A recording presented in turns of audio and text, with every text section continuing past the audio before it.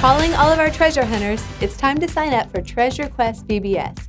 Join us June 21st through the 25th from 6 to 8:30 for a week of fun-filled music, games, snacks, and immersive experiences that reinforce our Bible points. All completed VPK through 5th grade are invited. Register online at fortheneighborhood.com/kids, and don't forget to invite a friend. Join our mission team October 10th through 16th to New York City. We'll be working with Global Gates to train in evangelism and work with unreached people groups in Jackson Heights. You can email me for more information. Join us for our 4th of July neighborhood block party. Grab a hot dog, some Kona ice, and let the kiddos have fun on the bouncies. As a reminder, we'll only have 2 services that day at 8 and 9:30. We will not have our service at 11. It all starts at 10:45 a.m. on Sunday the 4th, and it's free. Be a good neighbor and invite someone. See you there. A new group for college-age students has begun. Everyone age 18 to 24 is invited to connect each Sunday night at 7 o'clock in the chapel on the 43rd Street campus. Well, that's it for now. Let's worship together.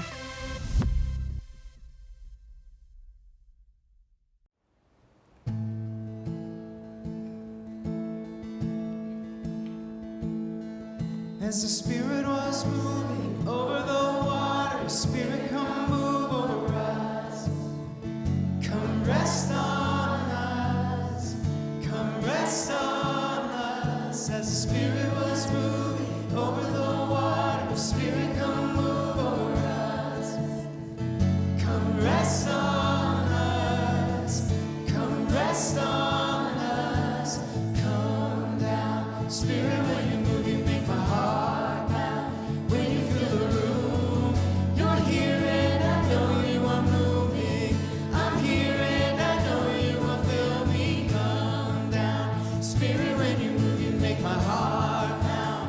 When you fill the room, you're here and I know you are moving. I'm here and I know you will fill me.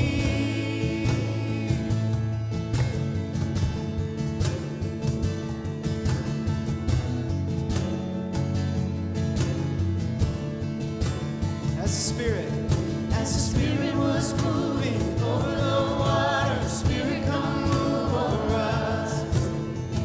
Come rest on us. Come rest on us. As the Spirit was moving over the water, Spirit, come move over us. Come rest on us. Come rest on us. Fire and wind, come do it again. Oh,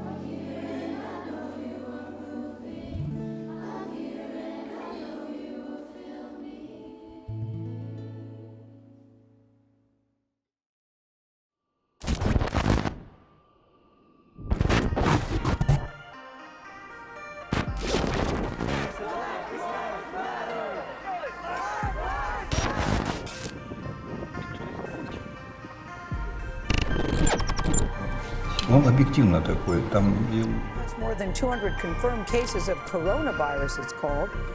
Want to make sure that they are raising the defenses of directly side, willing to back down. yesterday. President Biden Are scorching the West Coast, leaving behind conflict the Tear escalating gas, by the tossing Bibles into fires, and burning the American flag. On September 22nd, 1862, President Abraham Lincoln issued the Emancipation Proclamation, and it declared freedom of slaves within the Confederacy. The end of the Civil War gave us the 13th Amendment, which officially ended slavery in the United States. While slavery ended, it did not end the problem of depriving the Black community of their rights. Much of the progress that was made during the Reconstruction era was erased under a new era of Jim Crow laws. Black people could not use the same public facilities as white people. Towns and schools were segregated. Interracial marriage was illegal until 1967. Most Black people could not vote because they were unable to pass what amounted to biased voter literacy tests. But things changed. They changed for the better. But it took the bravery of Rosa Parks refusing to give up her seat. It took the bravery of the Little Rock Nine volunteering to attend Central High School at the threat of an angry mob and the National Guard. It took the bravery of 4 Black students at Woolworth's lunch counter in Greensboro. It took the bravery of a march on Washington in which Martin Luther King Jr. gave us a dream of equality and freedom. It took the bravery of protesters on the Edmund Pettus Bridge and a bloody Sunday. But where are we today? It's good to understand our past. It's good to know our history. For a lot of this, it wasn't that long ago. But what's happening today? And what does the Bible have to say? Racial equality is still an issue.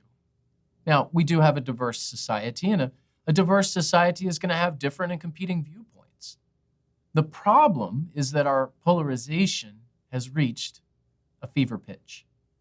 It's the series that we're in, fever pitch. Now, what is a fever pitch? A fever pitch is a state of intense agitation. And unfortunately, far too many of us have picked up megaphones to share angry opinions, and far too few of us are listening for truth.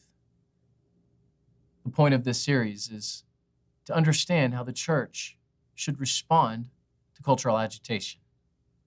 Now, we're going to have a little different structure. We'll be doing some videos and panel discussions. We've got a great panel discussion today. And don't forget, we mentioned this last week, but all of the questions that we are asking come from our students. The purpose of this series is that the church, our church specifically, but the church in general, should de-escalate the agitation, not escalate it. We should reduce drama, not increase drama. So let's listen before we yell. This week's topic is about racial equality. How much should we care? Should we care about race? We have a great panel, so let's hear from them. Church, for our panel discussion today, I've got 2 great guests, and I am pleased to introduce them to you. I have Devon White, who is our student director and going to be ordaining you soon. So we've got an ordination process. You're in queue, going to develop you as a pastor, and excited about ordaining you as a pastor. And Devon comes from urban Baltimore. You've kind of lived all different places, but you grew up in urban Baltimore. And one of the fascinating things about Devon is Black family, white son, white adopted son. I have a Black son, so white family, Black son. And just to make sure that we get it all mixed in just right, we have Brej Sharpley. So he's representing South Africa. So we're going to get a global perspective of everything. And Brej grew up under apartheid. Yeah. And your family is, we would say mixed, and I don't want to use bad terms here, but Black and white, but in South Africa, you would be called colored. That's correct. Which is a term that's fine in South Africa, probably not the best term to use here in America, but that's the term that you use with where you grew up. And a new member, you've been here a few months now, and I learned about your story and how you grew up under apartheid. I am fascinated to hear more about what you have to say. But I'm going to start with Devon. Devon, we obviously have different races here represented just on this panel. Right. Should we celebrate our racial differences? I feel like it's funny because even when you think about from a race standpoint, it's more ethnicity probably than race. Sometimes those things are confused. And I think it's probably important for us to celebrate each other's differences because that's how we learn about one another. You have some people who have different cultures and different customs. And me personally, like for years, I didn't know what the St. Patrick's Day was or something for that, and then I had to understand it. And I got to understand what it was. And all of a sudden, I had all of my friends celebrating it, in different cultures and different, ethnicities. So I think it is important for us to be able to celebrate our differences because that's what's going to bring us closer. That's what's going to make us understand each other. It's going to cause a conversation. It's going to cause understanding. And that's the biggest thing we need more than than anything. That's good. Understanding by celebrating the differences, not letting the differences pull us apart, Right. but by recognizing the differences and allowing them to pull us together. Now, Right. Brej, if anybody has lived this, you have. And I understand that your story is a challenging one because of what you experienced growing up under apartheid in South Africa. Can you just tell us a little bit about your experience with what you saw in South Africa? Yeah, talking about apartheid, it's a big subject. Trying to summarize it can be difficult. But I think for me, when I think about growing up during that time, there's two perspectives. There's the perspective of looking at it from a child perspective and then looking at it from a teenage perspective. Because I lived about 16 years under the regime, but everything changes as you grow and you start seeing things differently as you grow. So the perception and the perspective that you look at things and the lenses you look at things are different. And what I'm going to share is my perspective because everybody's circumstances and how they view their circumstances are different. So growing up and being born, I was born in the Transkei, which was a homeland for people of color, Black people, where a lot of us were moved to those areas and to live there and to prosper there. Whereas the rest of the country, we couldn't just go around freely. We had to have a pass if you wanted to go. It was like a little passport that allowed you to travel for work to other areas within the country. So that is where I grew up. When I grew up, I didn't feel the oppression per se because I grew up amongst the Xhosa culture. I grew up with my Black family. I spoke Xhosa as a first language until I got to about the age of 5. So, life was good. We were running around the field, we were doing things. But there are specific things that I do remember about growing up. So I do remember going to rallies with my father because he was in the liberation struggle. I do remember police cars following us often. I do remember police coming and raiding our house on certain occasions. I do remember my brothers or my father coming home severely beaten. But you don't, as a child, really understand what that means. Then around about the age of 5, I then was sent to boarding school, which was quite a distance away from home. And I'd only come home maybe 2 or 3 times a year. And the only reason why I was sent off was that in order for my parents to educate me, they had to send me away. Because locally, the education system, which was called Bantu education, was an inferior education system. So my parents decided they'd rather send me away so that I can be educated. And that is where I started to see the differences in terms of how people were treated. Being there, I started to realize that, one, I couldn't go into certain doors. So if we went to a public pool, I had to go through a certain pool. If we went to the public library, I had to go through a certain door. If we're walking down the street and a white couple came down, we had to move to the other side of the street. Those are those small little nuances. And as a child's mind, you sort of just accept it because that's the way it is. You don't really think about what is actually happening. So that was from a child's perspective growing up. Then as I started growing up, becoming a teenager, you start realizing more and more as to why these things start happening. So as a child, I had a lot of hatred towards my parents as to why they sent me away and I was never at home.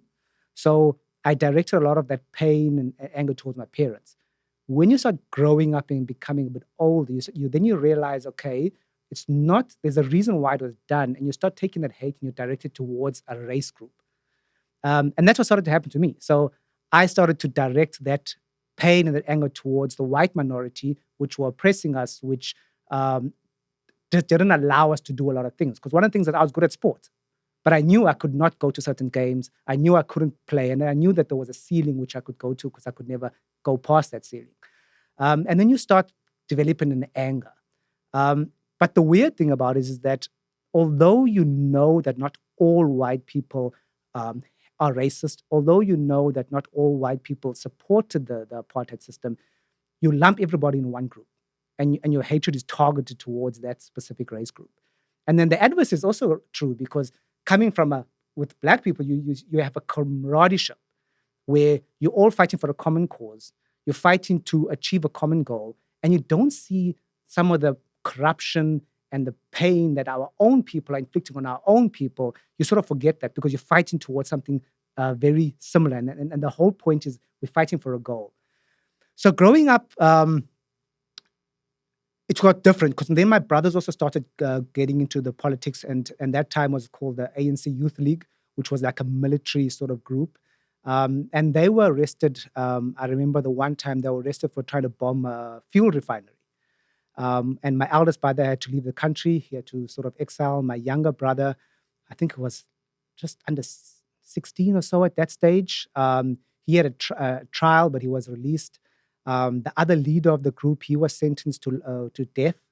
And then other friends and family of ours were sentenced to jail. A very close family member I know spent 15 years in Robben Island with Nelson Mandela, just because of being part of the struggle. And then when you start getting that anger, and I just started my journey into becoming part of the ANC Youth League. I think I was just about maybe 2 years into it, and then 94 happened. And the government decided that they were going to start negotiations with Nelson Mandela. But the funny thing is, then everything started, because we didn't expect it. And if you ask a lot of South Africans, especially Black South Africans, you didn't expect it. But because of the fear of a civil war, because of the economic sanctions, and because of the influence of a lot of the leaders of the time, the government decided that a change has to happen. So 94 came, discussions started happening with Mandela. 96 came, and then we had national elections. And then everybody had the right to vote. What you also need to remember is that under apartheid, Black people didn't have the right to vote, didn't have the right to freedom of speech, didn't have the right to free movement, didn't have the right to own houses, didn't have the right to own the vehicles. So a lot of the times, I remember my dad used a white friend to buy certain stuff because he couldn't do it for us. So it was a bit of a mix. So there was a lot of help and stuff going on around that time. And then 96 came, and the new democracy, the new dawn, sort of established. But what got me most is that you can overcome the physical pain, and you can overcome the physical hurt because your body heals. You can overcome that. It's the psychological part that people tend to forget. So even me, in my limited time under apartheid, I could feel the pain of oppression of the 40 years of apartheid. I could mentally understand why people felt discriminated against. And also, you must remember, it's a brainwashing thing. What the apartheid government did was basically brainwash people to think that they were inferior. There's so many stories that came out about trying to poison people so you don't have more children. So mentally, you break a person down. And people tend to forget that that's not something that you just fix. That's something that goes from generation to generation to generation, because you unconsciously carry that over. And I think that's the challenge that we face today, because even with me, it's a daily, there's not a day where I don't remember stuff. So you sort of daily have that challenge to overcome it mentally. A quick example is that even if I walk into a boardroom, I know I'm educated. I know I've got all the degrees behind my name. But if I see another white person opposite, I automatically feel like I got to work harder. I automatically feel like I got to do better, because I've got to overcome that thing of feeling that I'm not an equal. So I think that's just a quick recap of what it was like under apartheid. Well, and we could probably sit here and listen to you for hours. One, because of your story, but two, because of your accent. And it's a great accent. Let's just admit it. I love your accent. Let me ask another question. and you both have brought it up a little bit, but is it, for somebody who's white like me, and I grew up around a lot of different kinds of people, nothing like what you experienced under apartheid, nothing like what you experienced in urban Baltimore. I went to a predominantly white high school, so my perspective is completely different than either of yours perspectives. Is it okay to recognize skin color? I mean, let's just talk about somebody who might be struggling with that. Like, I don't want to be racist. I don't feel like I'm racist, but is it okay to recognize skin color? I think so. I think you would be crazy to not. I think one of the craziest things you can hear is when someone says, "I don't see color." That's untrue. Black people see black. It's white people see white. It's something that the way to overcome it is to just be honest and talk about it, and not to try to say, okay, we don't see this. This isn't something that's in the forefront, especially in America. We know that's basically in the forefront of everything when it comes to race and relations and all of those different things. So I think it's okay to see that, and it kind of goes along with what I was saying as far as recognizing, understanding, and celebrating that. So I think it's okay. Well, and I've got a story to tell. So my son Dominic, black, and he's 5, and he's beginning to see the skin. He sees skin color, and he knows because he's very dark skinned, and my family's very white skinned. He can tell like my skin is different. Now he's at an age where it's not bothering him per se, but he has questions. He's recognizing, and what I love about your family is how he has gravitated towards your 2 sons. And he absolutely adores your 2 sons. One, they're great kids. You've just got a great family. And I'm glad that Dominic has a black role model, young men that he can come to. And he's sat down with them, and we've seen this exchange where he'll touch the skin of your and your sons are older. They're teenagers. And he'll touch their skin, and he'll touch their hair. And he recognizes, like, okay, you're like me. And what I want our church to hear is, yes, it's okay to recognize skin color. Let's celebrate our differences, because as we grow as a church, we're going to have a lot of different kinds of people mixing in. My son, this is his home, and part of West Bradenton being his home is the fact that he's got 2 black teenagers he can look up to because they're kind of like him. And he doesn't feel like he's on the out. He feels like he's on the in. Brej, I don't know if you have anything to add, because you've got a global perspective. You're new to America too. So I think I agree with Devon. I think it's okay to recognize another person's color of their skin. I think where it comes in is, how do you treat that person when you do recognize them? So an example. So if I'm back home and I'm there with my family, and what we call it the Lally, which is like a rural area. I mean, I grew up there. But if you look at me, I got a white skin. Okay, so but over time, people forget the color of my skin, especially at home. So if I come home with a white person, the first thing what they'll say is like, "Who's this white person in the area?" But joking. But they won't see that I've also got a light skin, But then they will accept him and embrace him, and they'll treat him just like anyone else. But you do recognize it.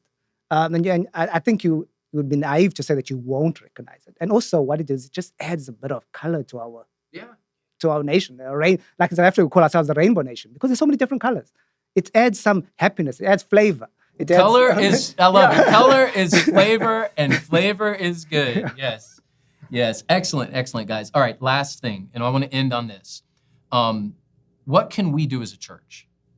I think everybody in our church would say racism is a sin, and we don't want racism present within the body of Christ. I can't imagine somebody saying anything different. So what can we do as a church to combat racism? Brej, I'll let you answer. I think for me is, one, let's recognize what happened in the past. I think let's accept where history has come from. And I think especially if I talk from a South African perspective, is from an oppressor and an oppressed perspective, recognize the parts and the roles that everybody played in it. So I think be open to say is that let's accept what happened. But also then you need to also accept from a perspective of the heart, you have to be willing to want to now change and move forward in a different manner. And I think that's what's important. And I think until you do that, it will be very hard to overcome the whole process. I don't know if I can talk a bit longer, but I can, like an example in South Africa. When you come from, so apartheid was recent. The apartheid government lasted because it was voted into power by the minority white party. Now, there are so many good white people and so many people that fought against it, but somebody had to vote it into power and to keep it there. But if you had to ask today, the people that were voters those days, if they were racist, majority will say no. My question always is, then how did the regime stay in power? Now, I'm not saying admit that you're racist because I want to harm you. What I'm saying is admit the role you played in perpetuating racism. And then let's move on. Okay. Excellent answer. Devon? Kind of to piggyback on what he said, I think it starts with self-accountability. I think all of us, not just whether it's white, black, we all need to look within ourselves and our hearts and see how we're playing a role and a part in it. Because like you said, even being quiet, you're playing a part. You know, some of the things that we see, some of the things that we hear, we can't, as a church, as the body of Christ in general, we can't be afraid to stand up to these things. It's a sin, like you said. And if it's a sin, we know God's against it. So that's something that's on our plate. We need to accept that and accept that challenge and meet it head on as a church.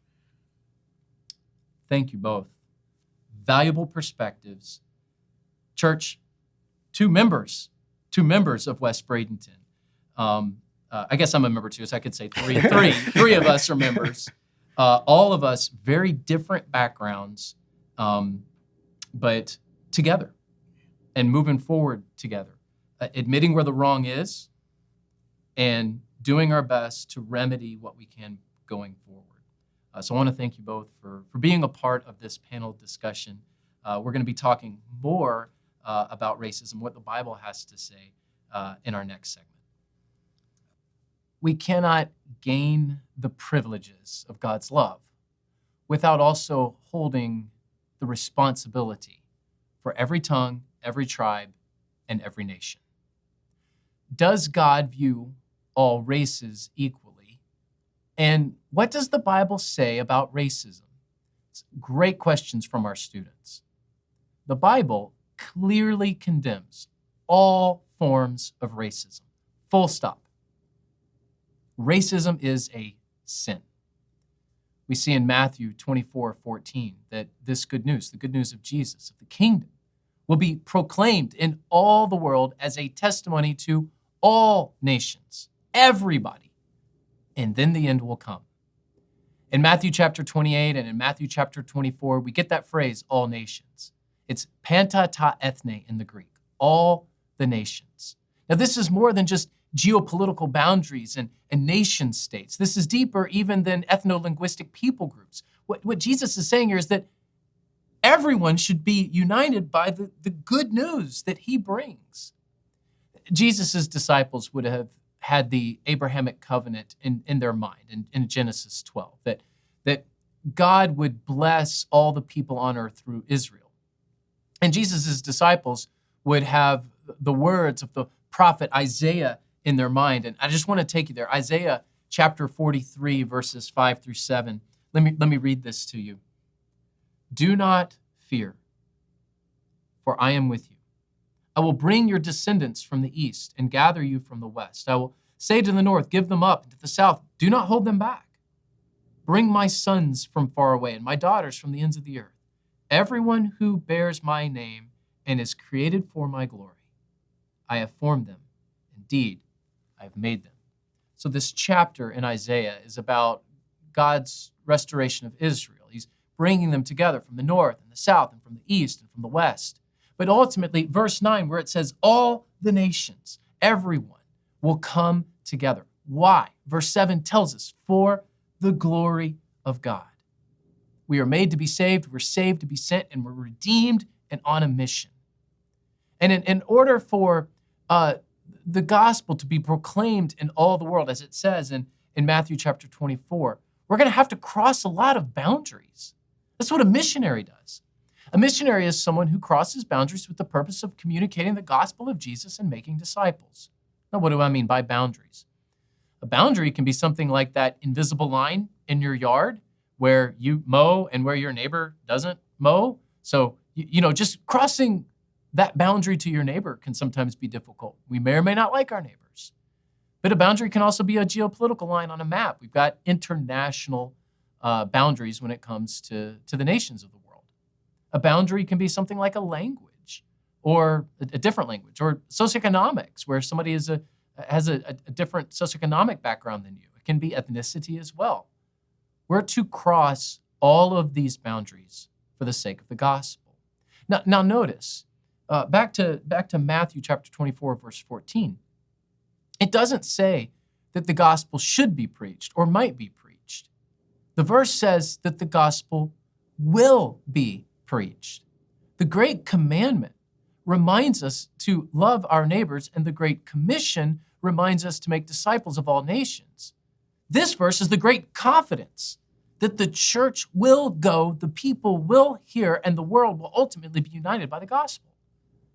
The Great Commandment and the Great Commission, those verses are commands. But Matthew 24:14 is a promise. The gospel will get to all people. It will go to every nation and tribe. So if you care about the end of the story, the end of God's story, at least as it is here on earth, if you care about the end of the story, then you will work to be a part of the completion of that story. You are God's promise to the nations. So how should the church approach justice and activism? What does that mean for us? What can our church do to further the cause of racial equality? Well, let me give you a personal story. I've mentioned my family's history before. Maybe some of you remember the story. And I know some of you haven't heard it. But my grandfather was neglected by his parents. Ultimately, he was orphaned. And he was orphaned with nowhere to go. It was the Black community who took him in South Alabama. He was raised as a white kid by the Black community. And I'm thankful. I'm very thankful for the Black community. I'm thankful for Black men who were there to help raise my granddad. They loved in a hate-filled world. Now, my grandfather's childhood in many ways was kind of stolen from him because of parents that neglected him. The Black community gave it back to him. 3 generations later, I've received a gift from the Black community, a son. We've adopted my son, Dominic. We should love the color of our community. And we don't need to apologize for being or seeing white or black or brown or whatever skin color you are. Jesus was a dark-skinned man, and it's okay to see him that way. What should set us apart as believers is the idea that our ethnicity is not a dividing line, but rather a reflection of heaven. And what the church must do is work against anything in our nation's power systems or anything in our community or anything anywhere that may rob any ethnicity of their rights. We do this because we believe in the Imago Dei, the idea that every person conceived has God-given dignity because every person is created in the image of God. So yes, we see color, as we heard our panelists discuss. We see color, and we love the color of our community because what we know is what the prophet writes, the prophet Malachi writes in chapter 2, verse 10 of his book. Don't all of us have one Father? Didn't one God create us? Why then do we act treacherously against one another?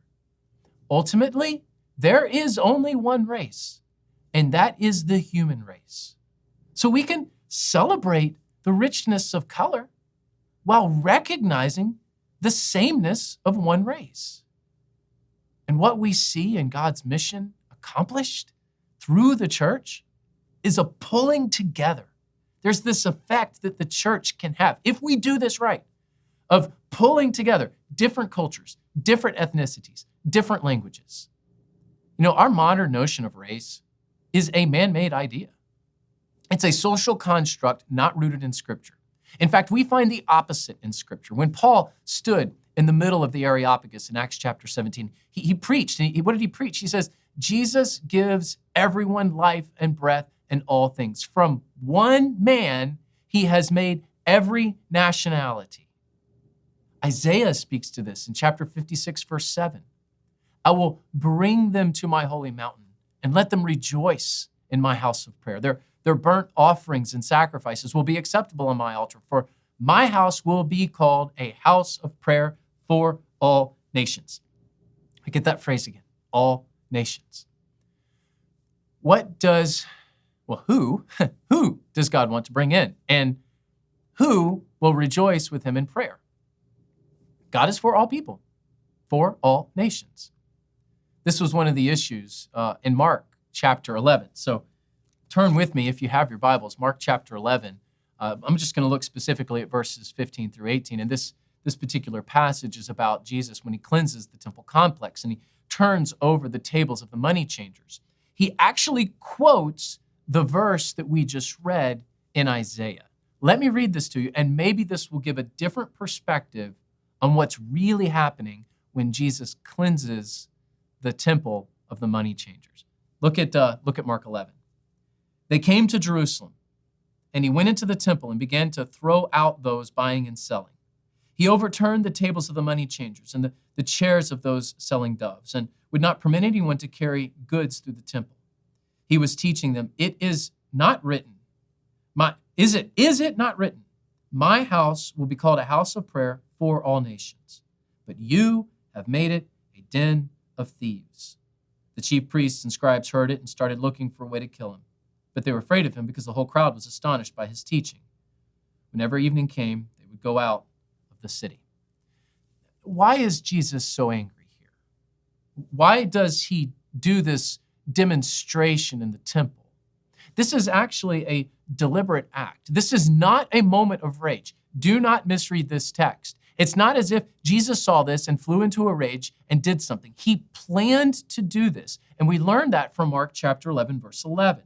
So if you back up a few verses from this text, we see that Jesus went into Jerusalem and into the temple. After looking around at everything, since it was already late, he went out to Bethany with the 12. So he had previously gone into the temple, seen what had happened, and then planned to come back in and act out this scene. Why? Well, the temple complex, as it says here, it was quite large. It was about 35 acres. This is a magnificent facility and a large facility. And people walked through the temple instead of going around the temple because it was so large. And since it was a major thoroughfare for people, merchants set up shop as street vendors. Now, Gentiles, this was obviously a temple for the Jews, but Gentiles had been allowed to worship on the outskirts of the temple. But now, because of the commercial activity, they were prevented from worshiping. So when Jesus goes into the temple and turns over these tables and calls it a den of thieves, it's not because of dishonest dealings.